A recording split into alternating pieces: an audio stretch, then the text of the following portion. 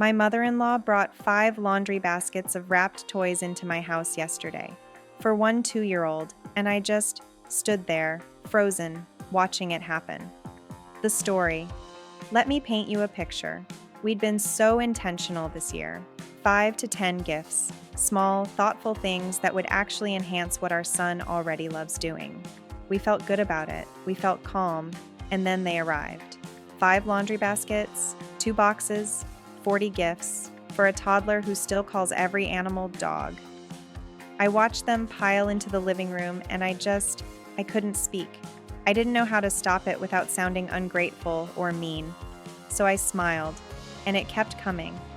Last year, they unboxed everything as he opened it, screws, tiny parts, batteries everywhere, because they were so excited they couldn't wait.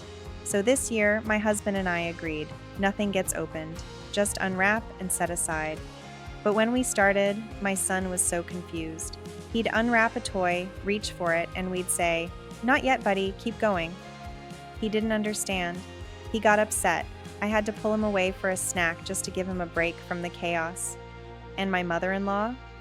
She was opening half of them for him, ripping paper, gasping, showing him what was inside like it was her Christmas morning.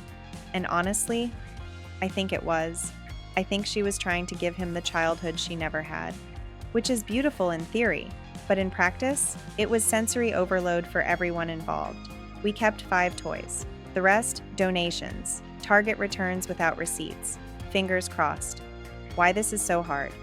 Here's the thing. If you've ever been in a situation like this, you know it's not just about the gifts. It's about invisible decisions that you've already made in your head. Decisions about your home, your child, your parenting philosophy, getting completely bulldozed in real time. And you're supposed to just smile through it because saying something feels rude, even though you're the parent, even though it's your house. This is what psychologists call the mental load. Not just managing the stuff, but managing the emotions around the stuff. The guilt, the people-pleasing, the "I don't want to start a fight on Christmas," the silent calculation of how much space you have, how overstimulated your kid will be, how you'll deal with the aftermath when everyone leaves. And on top of that, sensory overload, not just for your toddler, for you. The wrapping paper everywhere, the noise, the expectations, the performance of gratitude when internally you're screaming. Toddlers aren't wired for this kind of experience. Their brains literally can't process that much novelty at once. They get dysregulated. They shut down or melt down. And then we feel like failures because we can't get them to just enjoy it. But also, let's be honest, a lot of grandparents are reliving something through this. Maybe they didn't get much as kids. Maybe they never got to be the fun one.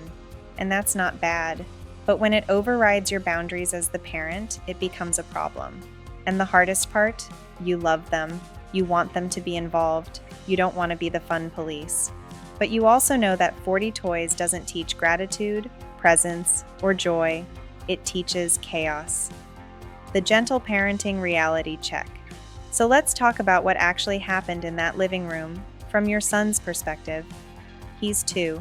His brain is developing something called executive function, the ability to focus, switch tasks, and regulate emotions. It's barely online yet. It won't be fully developed until he's in his 20s. So when you hand him a gift and he starts to engage with it, and then you say, "No, keep opening," you're asking him to do something his brain physically cannot do well yet. You're asking him to delay gratification, ignore a shiny new thing in his hands, and move on to another shiny thing, over and over again. That's not a fun game for a toddler. That's cognitive torture. And when we feel that same overwhelm, that's our nervous system saying, "This is too much. I can't track all of this. I need it to stop." Your instinct to pull him away for a snack? That was the right move. You co-regulated. You gave him a break. You didn't force him to perform gratitude he didn't feel. Now, here's the part no one tells you. It's okay to protect your child from too much of a good thing. You're not being controlling. You're not being ungrateful. You're parenting. Because here's what research shows. Kids don't need more toys. They need fewer toys, more rotation, and more presence.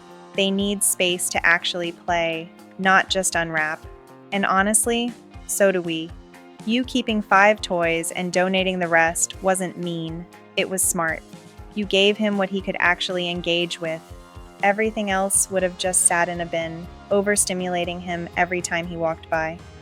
The boundary conversation with humor. So, next year, you're setting a limit. 5 gifts from grandparents, 10 max. And Christmas is not happening the same day Santa comes, because one magical morning is plenty. And I already know what some of you are thinking, but how do I actually say that without sounding like a monster? Here's the thing, you're not going to sound like a monster. You're going to sound like a parent. You can say, hey, we're doing things a little differently this year. We're keeping Christmas simple, 5 gifts per person. We've realized child's name gets overwhelmed with too much at once, and we want him to actually enjoy what he gets. You're welcome to go big on experiences, zoo passes, museum trips, things we do together, but we're capping physical toys. If they push back, you stay calm. I know it's hard, I know you want to spoil him, but this is what works for our family, and I need you to respect that. And then this is key, you stop explaining. You don't justify, you don't apologize, you just hold the line. Because here's the truth, people will adjust to your boundaries if you're consistent. They might pout, they might guilt trip, but they'll adjust. And if they don't, that's information too. Also, can we just acknowledge how wild it is that we have to set a gift limit for a toddler? Like, when did this become normal? When did Christmas stop being about presents and start being about proving how much you love someone with stuff? You're not the problem here, the culture is. The takeaway, emotionally satisfying. If you're listening to this and you've been in a situation like this, where you felt frozen, where you didn't know how to stop something that felt wrong in real time, I want you to hear this. You're allowed to protect your peace. You're allowed to say, that's too much. You're allowed to donate 35 toys without guilt. You're allowed to set boundaries with people you love. And you're allowed to prioritize your child's nervous system over someone else's nostalgia. This isn't about being ungrateful. It's not about shutting grandparents out. It's about creating a home where your child can actually experience joy, not just consumption. And honestly, the best gift you can give your kid isn't another toy. It's a parent who knows when to say, this is enough.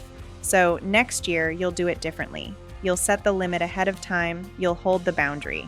And if it feels uncomfortable, that's okay. Growth always does. But on the other side of that discomfort is a calmer Christmas. A more present kid, a more regulated you, and that's worth it.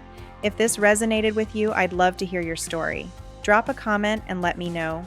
What boundary are you setting this year that you wish you'd set sooner? And if you need permission to simplify, to say no, to protect your peace, consider this your sign. You've got this. I'll see you in the next one.